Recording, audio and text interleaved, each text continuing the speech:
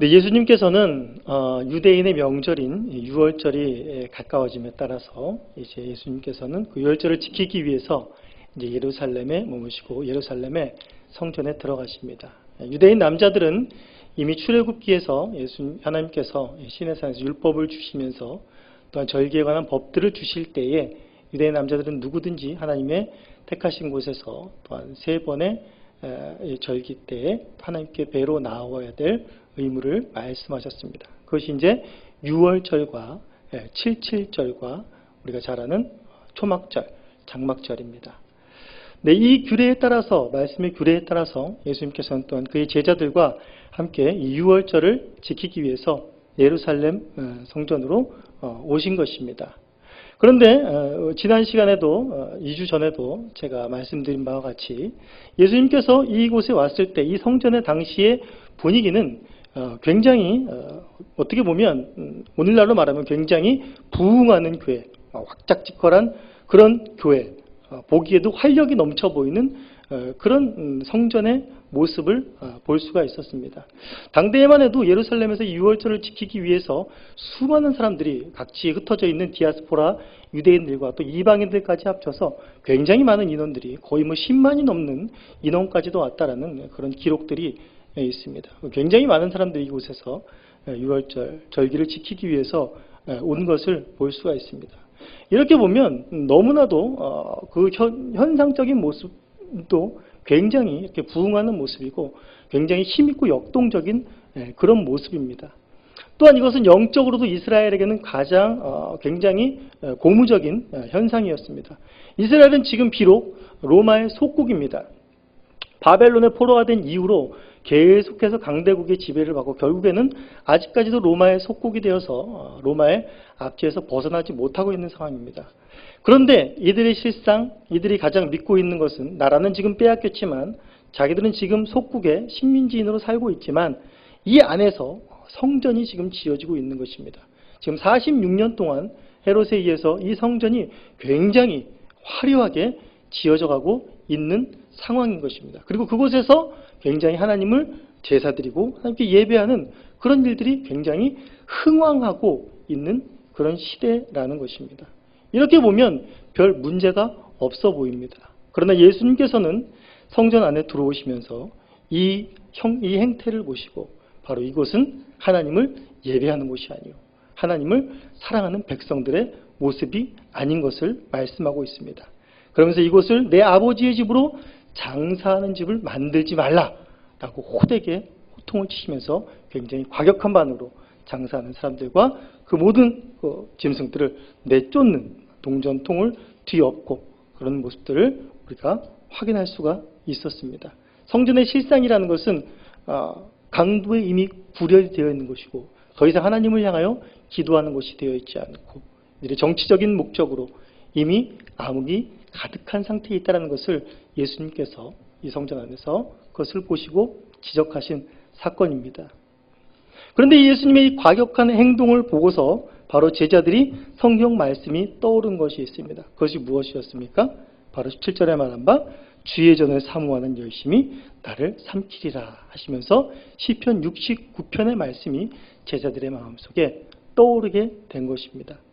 시편 69편은 지난 시간에도 말씀드렸지만은 다윗을 비롯해서 또 하나님을 찾는 의인들이 하나님을 위한 열심 때문에 주의 전을 사모하는 주의 전을 위한 그 열심 때문에 받는 고난, 그 고통이 너무나 극심해서 거기서 하나님께 호소하고 부르짖는 내용을 담고 있다라고 말씀을 드렸습니다. 그러나 이것이 단순히 다윗과 하나님을 찾는 그런 의인들의, 다윗과 같은 의인들의 고통의 모습만을 반영하는 것이 아니라 이것이 더 나아가서 앞으로 오실 메시아께서 그리스도께서 받으실 대속적인 고난까지 이어진다라고 이야기를 지난 시간에 하였습니다. 그러면서 제자들이 지금 예수님의 고난의 모습들까지 어느 정도까지는 생각했는지는 모르겠습니다. 예수님께서 하여튼 그 말씀이 떠오른 것은 제자들이 그 말씀이 떠올랐다는 것은 바로 예수님의 이 과격한 행동을 보고서인데 예수님이 과격한 행동을 보고서 예수님 제자들이 그 주의 전을 사모하는 열심히 나를 삼켰노라는 그 말씀이 떠올랐다는 것, 그것에는 바로 예수님의 그 과격한 행동 속에 그 무언과 그 제자들을 압도하는 그러한 힘이 있었다라는 것입니다. 즉 예수님께서는 단순히 화가 나서 그 성전에 있는 그 장사하는 자들을 그냥 물리치고 자기 화난 기운대로 막 뿌리쳐버린 그런 인간의 성정으로 하는 것이 아니라 바로 그곳에서 예수님이 드러낸 것은 단순히 나의 화와 분노가 아니라 바로 하나님의 영광이라는 사실에 우리는 집중을 해야 될 것입니다. 바로 예수님께서 드러내신 것은 바로 하나님의 영광이라는 사실입니다. 이들이 시편 69편에 그 말씀을 떠올리게 된 것도 바로 하나님의 영광이 드러나게 된 결과라고 할 수가 있습니다. 아마 상식적으로 좀 생각해 보십시오. 이들이 여기서 성전에서 장사하고 있는 이들이 어떻게 그 예수님 한 사람에 의해서 다 쫓겨날 수가 있겠습니까? 뭐 예수님이 뭐 삼손처럼 막 이렇게 괴력을 가진 뭐 그런 분이셨겠습니까? 평범한 분이셨을 것입니다. 보기에 뭐 그렇게 흠모할 만한 그런 대상이 아니었을 것입니다. 그냥 평범한 유대인의 어떤 한 사람의 모습, 겉으로 보기에는 그런 모습으로 지날 수밖에 없었을 것입니다. 그런 자가 와서 그냥 갑자기 막 소동을 부리고 내 아버지 집을 장사하는 집으로 만들지 말라! 뭐 이렇게 하면서 막 호대지고 막 동전통을 뒤엎는데 그냥 당황해가지고 이게 뭐야, 이 뭐하는 짓이야? 이러면서 그냥 다 도망가게 된 것일까요? 뭐 어떻게 보면 그렇게 당황스러워서 그렇게 움직였다라고도 볼 수 있겠지만은 그건 그렇게 단순한 일이 아닙니다. 바로 그들도 역시 하나님의 영광에 압도되었기에 그들이 쫓겨날 수 있었던 것입니다. 이들은 든든한 세력이었습니다. 이들은 가장 정당함 속에서 이들이 좀 쫓겨나지 않을 든든한 울타리는 뭐였냐면 이들은 정당한 불법을 행하고 있었습니다. 불법이라는 큰 테두리가 있는데 그 안에서 정당하게 장사를 하고 있었다는 것입니다.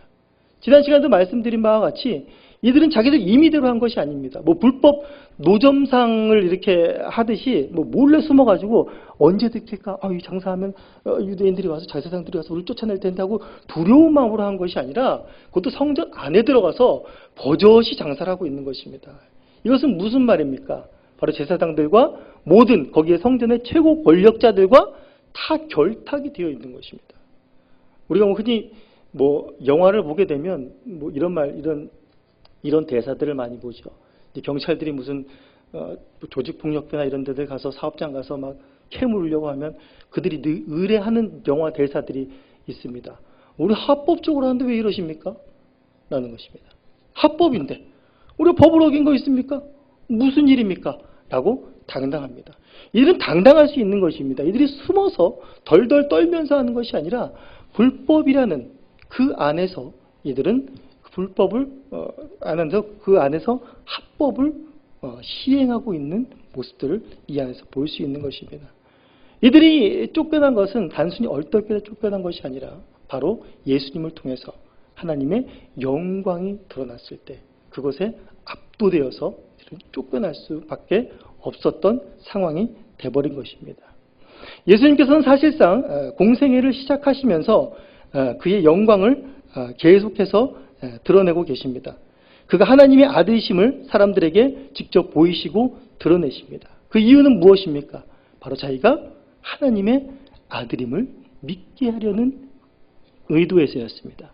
바로 우리 그 윗절에 나와서 또한 예수님께서 표적을 일으키신 그 가나 혼인잔치, 거기서 물이 포도주로 변하게 하신 그 사건도 마찬가지로 11절에 보시면 예수께서 이 첫 표적을 갈릴리 가나에서 행하여 그의 영광을 나타내심에 제자들이 그를 믿으니라 라고 되어 있습니다. 예수님께서는 요한복음 1장에서도 마찬가지로 말씀이 육신이 되어 우리 가운데 거하심에 우리가 그 영광을 보니 아버지의 독생자의 영광이요 은혜와 진리가 충만하더라 라고 말씀을 하고 계십니다. 성육신하여 땅에 오셔서 하나님의 아들의 영광을 사람들에게 나타내신 것입니다. 그러나 우리가 지난 시간에도 살펴봤듯이 구약 속에서 하나님의 영광을 지금도 마찬가지지만 하나님의 영광을 드러낸다라는 것, 그것이 사람에게 감당할 수 있는 문제인가 하는 것입니다. 사람으로서, 죄인으로서 아담 이후로 하나님의 영광 앞에 제대로 쓸 수 있는 사람은 그 누구도 없습니다. 시내산에서 하나님의 영광이 임했을 때 사람들의 모습 얼마나 두려워했습니까? 모세만 떠밀지 않습니까? 성막에서 하나님의 성막이 완성되고 그 충만했을 때 모세조차도 그 앞에 감히 나아갈 엄두를 내지 못한 것이었습니다. 선지자들이 소명을 받을 때도 어떠했습니까? 이사야가 이사야서 6장에서 소명을 받았을 때 하나님이 그 영광의 보좌를 봤을 때 이사야가 한 말이 뭡니까? 화루다. 나로 망하게 되었도다. 하는 것이 바로 이사야의 고백입니다. 이것이 모든 사람의 고백이라는 것입니다. 그런데 그런 감당할 수 없는 하나님의 영광을 가신 그분이 우리에게 너무나도 가까이 온 것입니다. 우리 요한일서 한번 보시겠습니다.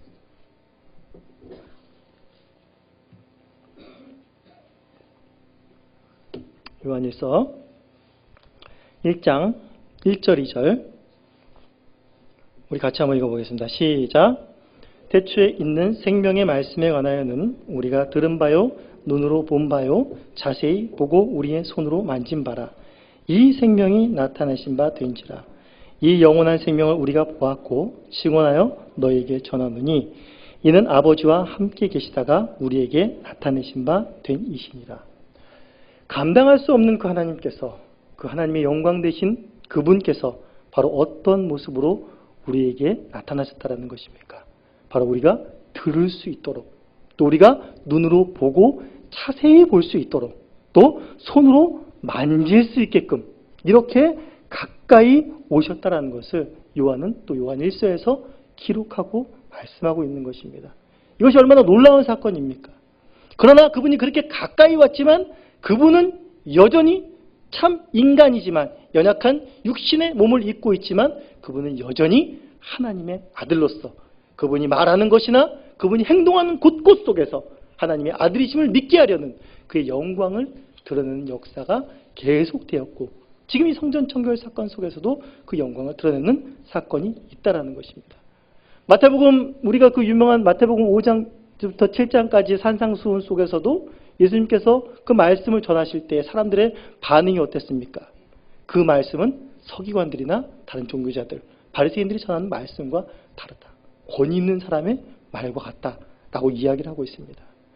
또한 요한복음 7장에서는 이제 초막절에 다시 예수님께서 성전에 가서 여러 말씀을 증거하시는데 거기 굉장한 소동과 막 논쟁들이 일어납니다. 우리 요한복음 7장 한번 가보시겠습니다. 요한복음 7장 40절입니다. 요한복음 7장 40절에서 44절 우리 같이 한번 읽어보시겠습니다. 시작. 말씀을 들은 무리 중에서 어떤 사람은 이 사람이 참으로 그 선지자라 하며 어떤 사람은 그리스도라 하며 어떤 이들은 그리스도가 어찌 갈릴리에서 나오겠느냐.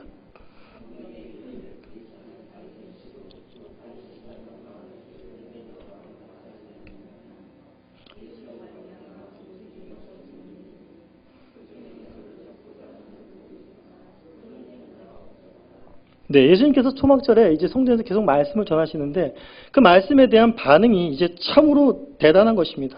어떤 사람은 그는 선지자다. 어떤 사람은 선지자다. 그리스도다. 어떻게 그리스도가 갈릴리 같은 곳에서 나올 수가 있겠냐? 라고 말하면서 계속해서 쟁론이 되어 오는 것입니다. 이렇게 온통 성전을 소란스럽게 만들어버리니까 이제 대제사장들과 바리새인들이 아랫사람들을 시켜서 그를 잡아오라 라고 말을 합니다. 그때 이제 45절부터 이 상황이 어떻게 된지 말하고 있습니다. 읽어드리겠습니다.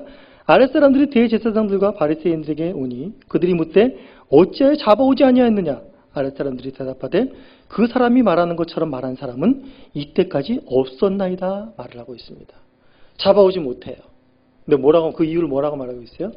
여태껏 이런 말씀은 들어보지 못했습니다. 어떤 권위 있는 사람에게도 어떤 위대한 종교 지도자들에게도 저희가 들어보지 못했습니다. 라는 것입니다.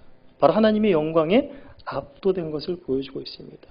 여러 가지 예수님께서 또한 이적들을 일으키시면서 오병이어를 일으키시고 무리를 거르시고 여러 가지들을 일으키시면서 하나님의 영광을 보이시면서 하나님의 사람들로 하여금 그를 믿게 하려는 하나님의 의도가 여기에 담겨 있다는 것을 우리는 알 수가 있습니다. 그런데 이렇게 하나님의 영광이 드러나고 하나님의 영광에 압도되는 것은 이것은 너무나도 당연한 일입니다. 사실상 우리가 사람들만 보더라도 그런 말을 하지 않습니까? 뭐 우리가 흔히들 연예인을 보면 그런 말 하지 않습니까? 막 후광이 빛난다, 보통 사람과 다르다, 막 광채가 빛난다라고 이야기를 하는데 모르겠습니다. 저는 연예인을 잘 못 봐서 진짜 그렇다 그러더라고요. 보통 사람하고 다른가 봐요. 생긴 게. 그리고 어떤 사람들은 언변이 너무 좋습니다. 그 몇백 명이 되는, 몇만 명이 되는 그 관중들을, 청중들을 그냥 그 말 한마디로 그냥 확 휘어잡는 그런 일들이 사람 안에도 일어나고 있습니다. 그런데 하나님의 아들이십니다. 하나님이 말씀하시고 하나님이 하나하나 행동하시는 것입니다. 차원이 다른 것입니다. 사람에 의해서 압도되고 사람에 의해서 자중을 휘감는 그런 것과는 차원이 다른 것을 이들은 경험을 하고 있는 것입니다. 난생 처음 이렇게 압도된 것은 처음이다라는 것입니다. 제자들도 거기에 확 압도가 된 것입니다. 예수님이 성전 청결 사건을 하는 데 있어서 예수님을 제자들이 옆에서 거둔 것이 아닙니다. 예수님이 그 나타난 영광 앞에서 제자들도 거기에 확 압도되는 그런 모습을 우리가 성전 청결 사건을 통해서 볼 수가 있는 것입니다. 그러나 이렇게 예수님께서 영광을 드러내실 때마다 항상 반응은 극과 극으로 나뉘었습니다. 첫 번째는 어떤 반응이었습니까? 바로 제자들과 같이 그 주의 말씀이 다시금 그들 안에서 확 새롭게 살아나면서 우리가 가나 혼인잔치에서도 봤듯이 이분은 보통뿐이 아니구나. 이분은 바로 다윗이 말한, 또 다윗을 예표로 삼은 그 메시아구나. 오실 그리스도라구나. 라는 것을 직감하고 결국에는 그분을 예수님을 영접하고 그 주님의 증인이 되는 요한과 같은 제자와 같은 삶을 살게 되는 그런 한 부류가 있습니다. 그런데 또 한 부류는 어떤 부류입니까? 바로 오늘 여기서 쫓겨난 자들입니다. 다시 예수님께 항변하는 자들입니다. 이런 무리가 있는 것입니다. 하나님의 영광이 드러났는데 그 자중을 압도하는 꼼짝할 수 없는 그 말씀의 그 무게와 힘, 그 하시는 행동 하나하나가 어디 하나 흠잡을 데 없고 어디 하나 공격할 틈이 없는데 거기에 굴하지 않는 자들이 있는 것입니다. 그 영광의 빛이 확 비쳤는데 잠시 움찔하다가 다시금 고개를 내밀면서 반항하는 자들이 있는 것입니다. 열왕기에서도 우리가 살펴볼 수 있듯이 바로 엘리야, 하나님의 그 위대한 선지자 엘리야도 갈멜산에서 바로 하나님의 영광을 드러낸 위대한 인물입니다. 바알 선지자들, 바알과 아세라 선지자들을 모두 다 무참히 짓밟아버리고 거기서 하나님이, 바알이 하나님이 아니라 여호와가 우리 하나님이심을 입증해내고 하늘에서 불이 내려 제단의 제물을 사르는 놀라운 일들을 목독해 했습니다. 그리고 백성들이 여호와께서만이 하나님이시라는 것을 온 방에 드러냈습니다. 그리고 오랫동안 비가 오지 않고 가물었던 그 이스라엘 땅에 큰 비가 내리게 하시는 그런 역사를 낸 것입니다. 그럼에도 불구하고 이세벨은 어땠습니까? 더 강경하게 나갑니다. 결코 그 영광 앞에, 드러낸 영광 앞에 굴하지 않는 것입니다. 엘리야를 향해서 내가 당한 이 아합의 선지자들, 그 바알 선지자들과 같이 너도 다음 날에 이렇게 될 것이다. 라는 그런 선언들을 하시면서 반항을 하는 것입니다. 그러면서 이들이 이제 예수님께 묻는 것입니다. 18절에 보시면 이에 유대인들이 대답하여 예수께 말하기를 내가 이런 일을 행하니 무슨 표적을 우리에게 보이겠느냐 라고 말하고 있는 것입니다. 이들은 지금 아까도 말씀드렸듯이 성전의 가장 강력한 권력들과 한 몸이 되어 있습니다. 결탁이 되어 있는 자들입니다. 그런 자들인데 지금 너가 뭔데 네가 와서 내 아버지 집이라 그러면서 장사하지 말라라고 지금 네가 우리에게 말할 수 있는가 라고 하면서 다시 한번 기세등등하게 따지는 것입니다. 네가 그럴 만한 권위를 갖고 있는가? 네가 대제사장이 무엇이라도 되는가? 네가 이렇게 말할 수 있는 근거가 무엇인가? 라고 하면서 이제 예수님을 잡을, 또한 그의 꼬투리를 잡아 그를 무너뜨릴 그런 또한 반항을 하게 되는 것입니다. 그러면서 이들이 말하는 것은 뭐냐면 무슨 표적을 우리에게 보이겠느냐? 라고 이야기를 하고 있는 것입니다. 우리 고린도전서 1장 22절에도 말하듯이, 바울이 말씀하시듯이 유대인들은 표적을 구하고 헬라인들은 지식을 구한다라고 말하고 있습니다. 유대인들은 표적을 구하는 것을 참으로 즐겨합니다. 왜냐하면 유대인들은 하나님께서 출애굽하시고 이스라엘 백성이 된 이후로부터 그들이 계속해서 내가 너희 하나님이라는 걸 보여주기 위해서 하나님 뭘 보여주셨습니까? 계속해서 하나님의 능력되는 표적들을 계속해서 보여주셨습니다. 눈으로 볼 수 있는 것들을 계속해서 예수님, 하나님께서는 그들에게 보이셨습니다. 그래서 날마다 그들이 요구하는 것은 무엇이었냐면 표적인 것입니다. 하나님이시라면 우리가 이런 상황 가운데 있는데 라고 하면서 계속해서 그 표적을 구하는 것이 어떻게 보면 이들의 습관과 같은 그런 것이 되어버린 것입니다.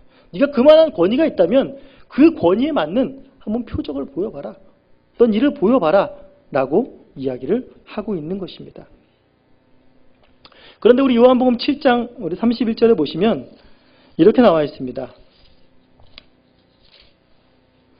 요한복음 7장 31절 보시면 무리 중에 많은 사람이 예수를 믿고 말하되 그리스도께서 오실지라도 그 행하실 표적이 이 사람이 행한 것보다 더 많으랴 라고 말합니다. 예수님께서 오셔서 굉장히 많은 표적을 행했습니다. 사람들도 인정하는 것입니다. 야, 그리스도께서 오신다 그래도 이 사람처럼 많은 표적을 행하겠느냐? 라고 말하는 것입니다. 그런데 이와 같은 무리들, 하나님의 영광 앞에서 대적하는 이러한 무리들이 예수님이 영광을 보인다 그래서 어떠한 것들을 보인다 그래서 이들이 굴할 자들이겠습니까? 절대 굴하지 않습니다. 구약 때부터 이스라엘 백성은 그래왔습니다. 바다를 갈라보십시오. 하늘에서 만나와 메추라기를 내려보십시오. 그보다 더한 유대인만큼 이스라엘 백성만큼 표적을 많이 본 자들이 어디 있습니까? 이렇게 놀라운 경험을 한 자들이 어디 있습니까? 그럼에도 불구하고 하나님을 믿지 않는 것입니다. 하나님의 뜻 가운데 살아가지 않는 것이 바로 이런 자들입니다. 이런 자들을 향해서 하나님께서는 일축하여 말씀하시는 것이 마태복음 16장 1절에서 단언하십니다. 이렇게 딱 잘라 말하십니다. 악하고 음란한 세대가 표적을 구하나. 악하고 음란한 세대라고 한마디로 딱 고정시켜버립니다. 그러면서 요나의 표적밖에는 더 이상 보여줄 표적이 없다라고 단언하여 잘라 말하시는 것입니다. 이러한 표적을 구하는 자들에게 이제 예수님은 놀라운 답변을 하십니다. 그 답변이 어떤 것입니까? 우리 19절에 보시면 예수께서 대답하여 이르시되 너희가 이 성전을 헐라 내가 사흘 동안 일으키리라. 유대인들이 이르되 이 성전은 46년 동안 지었거늘 내가 3일 동안 일으키겠느냐? 라고 말하는 것입니다. 예수님의 대답이 굉장히 쇼킹합니다. 이것은 사실상 물리적으로도 말이 되지 않는 것이죠. 너희가 이 성전을 헐라라는 것 자체도 말이 안 돼 있고 지금 46년 동안 지어온 성전입니다. 보수하면서 그 수르바벨 성전을 계속해서 보수하면서 세워가는 성전입니다. 이것들을 너희가 헐라는 것 자체도 말이 안 되고 그보다 더 말이 안 되는 것은 헐으면 내가 3일 동안 어떻게 하겠다고요? 다시 일으키리라 라고 말씀하시는 것입니다. 현상적으로 누가 그렇게 할 수가 있단 말입니까? 이건 너무나 황당한 말인 것입니다. 무롱하는 말이 되는 것입니다. 설마 우리 예수님께서 알라딘의 요술램프 같이 성전을 뻥 하고 알라딘 요술램프 보면 그런 내용도 있지 않습니까? 성전을 만드는 그런 식으로 해서 영광을 드러내시려나 생각할 수 있겠지만 그건 전혀 그렇지가 않다라는 것입니다. 그러나 더 심각한 것은 무엇인가 하면 이 성전을 헐라한 것이 현상적으로 뿐만이 아니라 유대인들에게 이스라엘 백성들에게 성전을 헐라 라고 말한 것은 굉장히 신성모독이요. 이들의 영적인 부분을 굉장히 건드는 그런 말이 되는 것입니다. 이 말을 해서 구약 때 굉장히 미움을 받은 사람이 있습니다. 왕따를 당하고 죽임당할 뻔하고 그런 선지자가 있습니다. 그 선지자가 누구입니까? 바로 눈물의 선지자라고 하는 예레미야 선지자입니다. 예레미야가 선지자가 벌써 이런 예수님이 했던 이 말과 동일한 말을 하게 됩니다. 이 말한 것 때문에 막 왕따를 당하고 막 모진 수모를 당하고 죽임을 당할 뻔하게 됩니다. 우리 요한복음 예레미야서 우리 7장으로 한번 가보시겠습니다. 이스라엘 백성들에게 이것이 이 성전이 어떤 의미인가 보여지는 이 성전이 어떤 의미인가를 좀 더 예레미야 7장에서 한번 확인해 보겠습니다. 예레미야 7장 8절 보시겠습니다.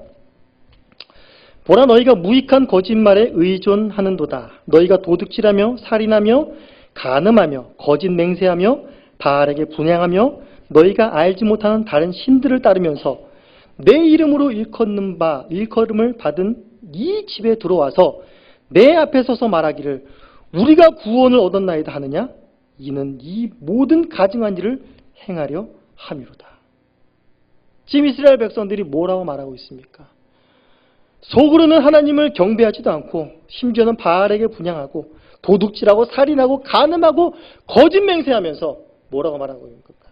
성전에 들어왔으니까 성전이 이 집에 들어오셔서 내가 구원을 얻었나이다 라고 말하는 것입니다.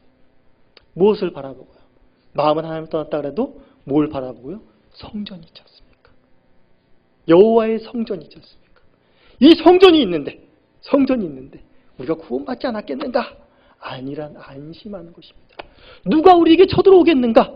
라고 말을 하고 있는 것입니다. 여기에 대하여서 예레미야를 통한 하나님의 말씀은 어떤 것입니까? 우리 12절 한번 보시겠습니다. 우리 12절부터 15절까지 함께 읽겠습니다. 시작!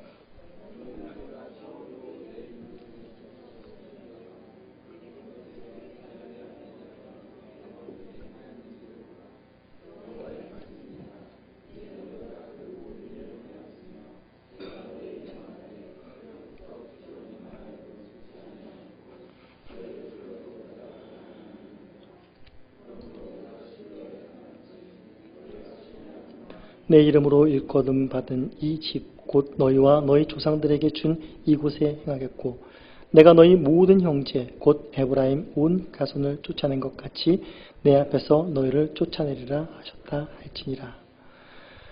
지금 이들이 성전에 대하여서 아니란 마음을 갖고 있으면서 보이는 그 성전이 전부다. 보이는 성전만을 의지하는 이들을 향하여서 하나님께서 예레미야를 통해서 경고의 말씀, 심판의 말씀을 주십니다. 그런데 그 예로 무엇을 들고 있습니까? 바로 12절에 내 이름을 둔 처소 실로를 이야기로 두고 있습니다. 실로는 어디입니까? 실로는 예수님이 오시기 전 한 대략 1050년경에 우리가 잘 알고 있는 사무엘이 태어났던 그 시대입니다. 그 시대 때 누가 제사장이었습니까? 바로 엘리가 제사장이었다는 것을 우리가 잘 알고 있습니다.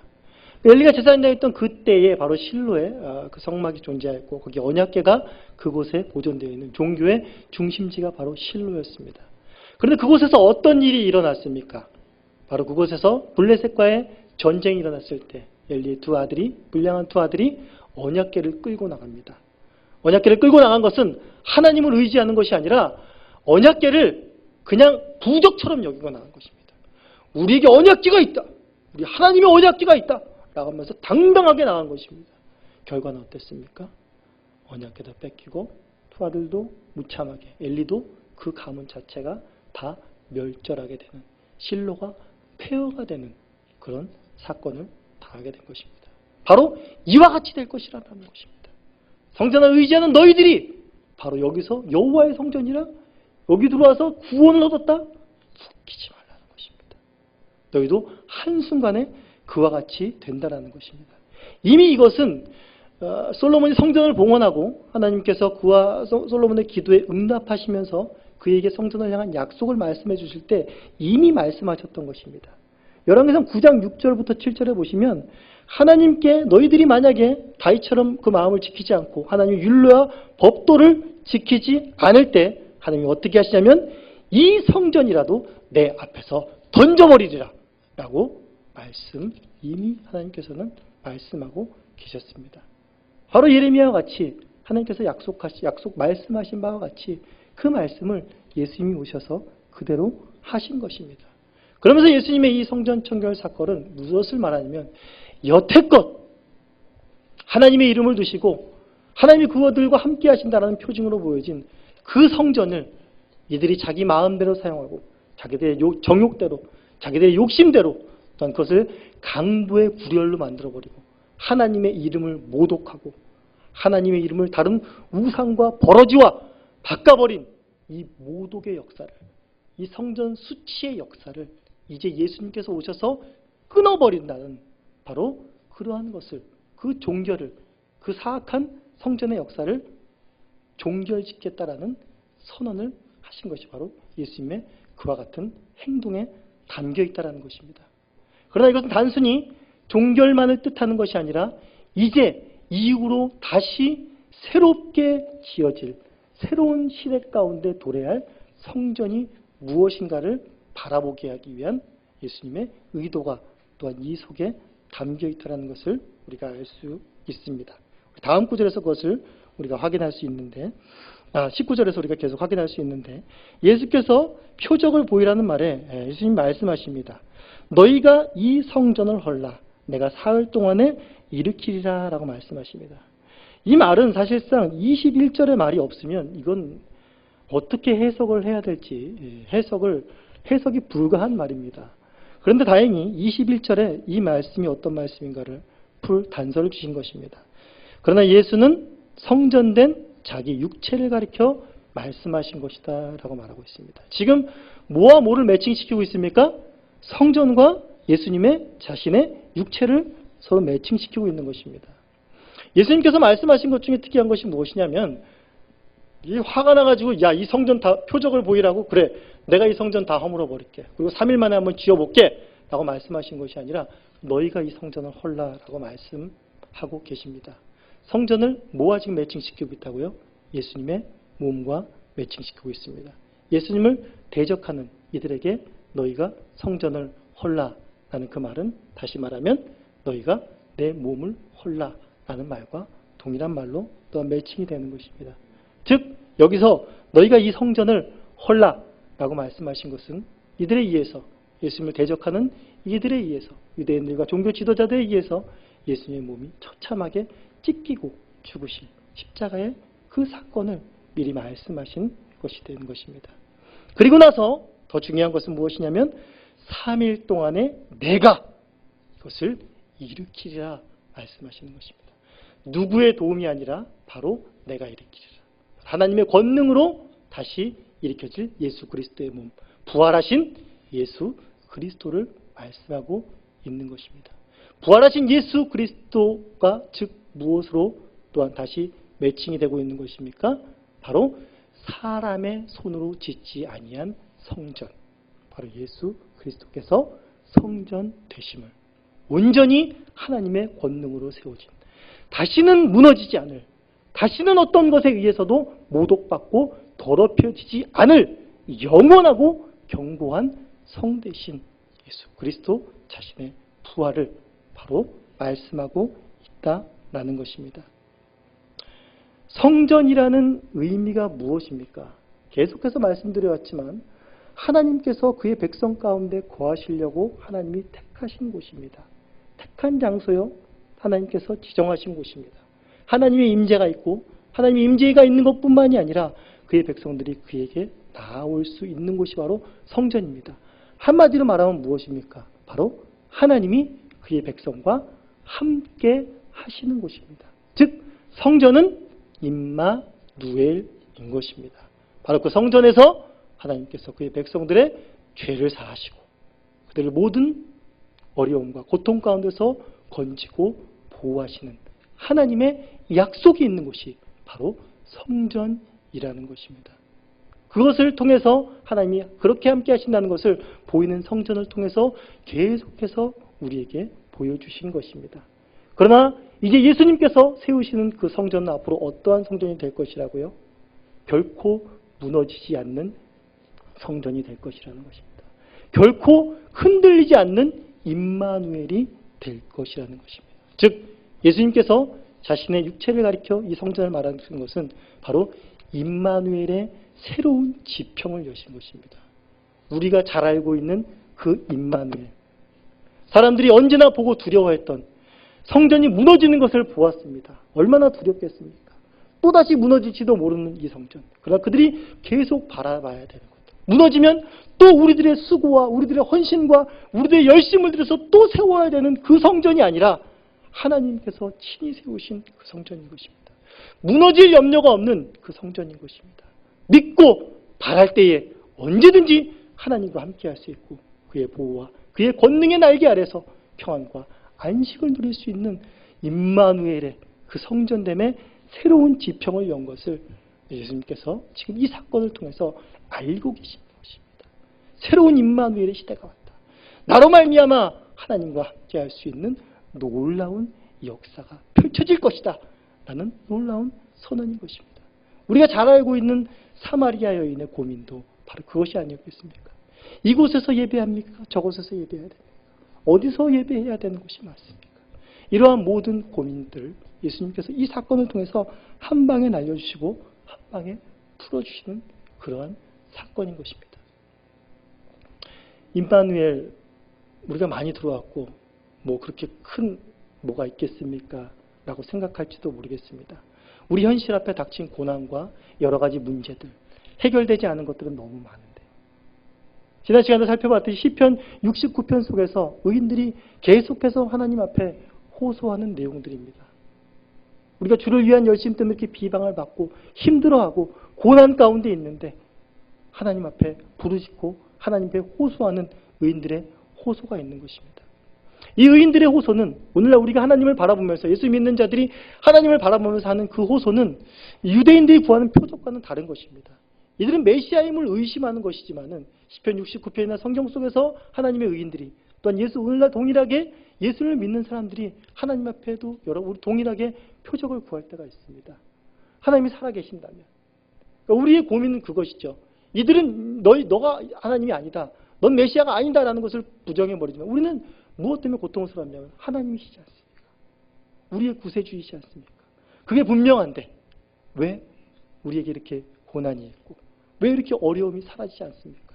내 사업장에 내 병든 몸 가운데 내 힘든 관계 속에 내 모든 정황 속에 이렇게 고난은 날로 깊어지고 날로 해결될 기미가 보이지를 않는 것입니까?